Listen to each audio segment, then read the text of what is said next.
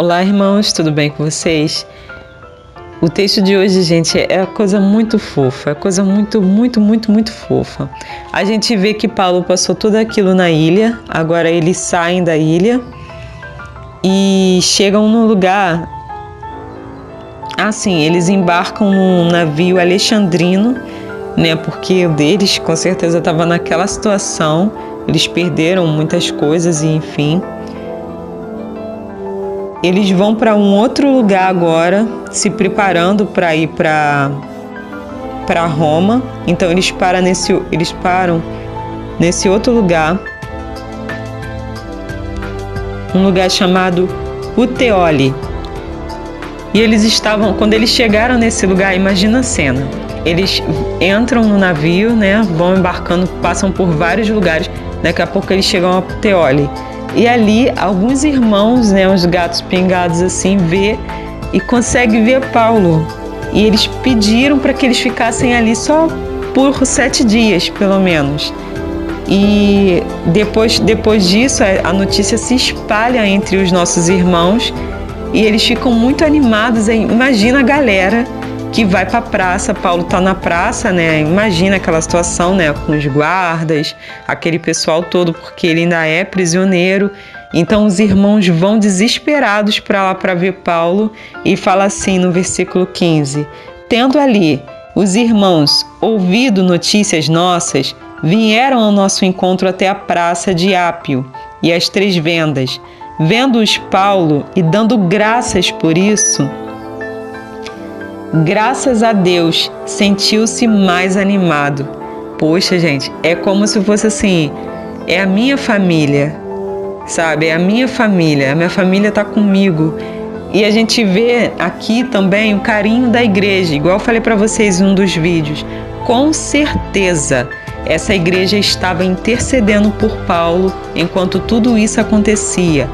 Se passaram aqui muitos anos. Tá? Até aqui se passou alguns anos, desde que ele foi preso, que ele estava na sinagoga. Se passou muito tempo, mas eles não esqueceram dele.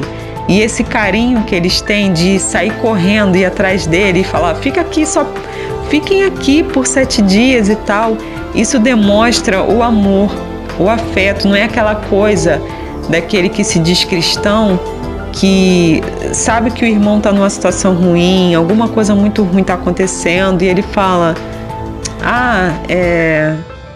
né? Você soube que está acontecendo com fulano, aquela forma fria, como se aquilo não tivesse nada a ver com ele. E de fato, às vezes, é uma coisa pessoal na vida da pessoa ali, entendeu? É um problema da pessoa. Mas a Bíblia fala que nós temos que chorar com aqueles que choram e nos alegrar com aqueles que se alegram. Isso não é filosofia, isso nós temos que praticar, entendeu? Mas não, tem pessoas no meio cristão nos dias de hoje que ficam com raiva quando o outro está rindo e ri quando o outro está chorando, porque se alegra que o outro está chorando. Foi a mão de Deus. Perdão, foi a mão de Deus, foi porque Deus pesou a mão mesmo. Isso é diabólico, isso não vem de Deus. Agora, isso que a gente está lendo aqui vem de Deus. É aquele negócio, já ouviu falar, chamado amor? É aquele negócio chamado amor, que mesmo distante, mesmo sem ver durante muito tempo, os irmãos agora estão ali com o coração vibrando, que eles estão vendo Paulo, aquele que passou de um lado para o outro, que a gente via viajando de um lado para o outro, mas que foi preso injustamente. Está preso durante anos, sofrendo, ainda sofreu naufrágio sem ter culpa de nada. É esse Paulo. E eles estão ali alegres. E ali fala que o coração de Paulo se animou, ou seja, possivelmente, né, pelo que essa palavra fala aqui no final, sentiu-se mais animado. Ou seja, é como se Deus estivesse animando aos poucos mais ainda o coração dele com aquilo que aconteceu na ilha. E agora, ao ver os irmãos, ficou mais animado ainda. É a minha família que está aqui se alegrando porque está me vendo. Não é aquele que se diz cristão, está te vendo ali, você está numa situação difícil, ele passa, olha para você como se você fosse um coitado ou sei lá o quê, e às vezes nem fala com você porque não quer associar a imagem dele a você, porque você está numa situação difícil, ou às vezes quando fala assim, oi, e depois longe de você fala, menina, você sabe quem eu vi? Aquele irmão que está passando pelaquela situação, diabólico. Isso é diabólico. E aqui você não vê essa situação, porque você vê que aquela igreja era uma igreja diferente. Era uma igreja cheia da presença do Espírito Santo, ou seja, não tinha esses atos diabólicos no meio deles.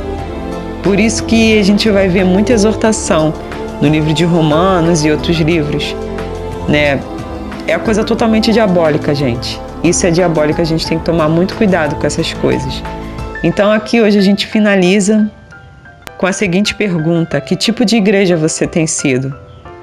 Daquela que passa de longe quando tem algum irmão, você vê algum irmão que está em algum problema? Mas ele está reclamando muito, reclama muito. Está numa fase muito negativa, eu vou fugir dele. Paulo também estava numa fase muito ruim. E mesmo assim teve irmãos que falaram, fica aqui com a gente por 7 dias. Fica aqui com a gente só um pouquinho. Irmãos que depois de anos sem ver ele, estão aqui animados porque estão vendo ele de novo. Será que nós temos sido esse tipo de igreja? Ou será que nós temos sido o tipo de igreja que passa longe? Não quero nem falar com fulano.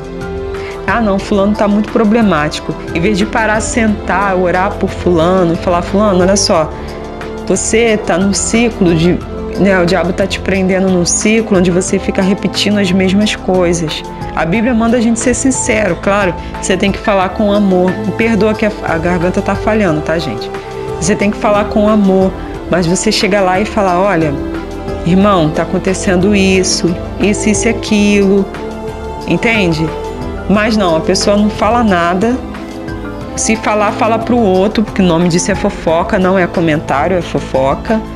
E deixa o irmão lá sofrendo, que, sabe, que se exploda. Eu não tenho nada a ver com a vida pessoal dele, não tenho nada a ver com a vida pessoal dela, então, se está sofrendo, deixa sofrer.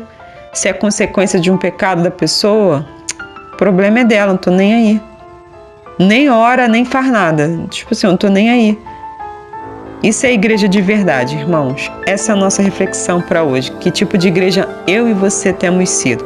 Fiquem em Cristo e até o próximo vídeo. Tchau!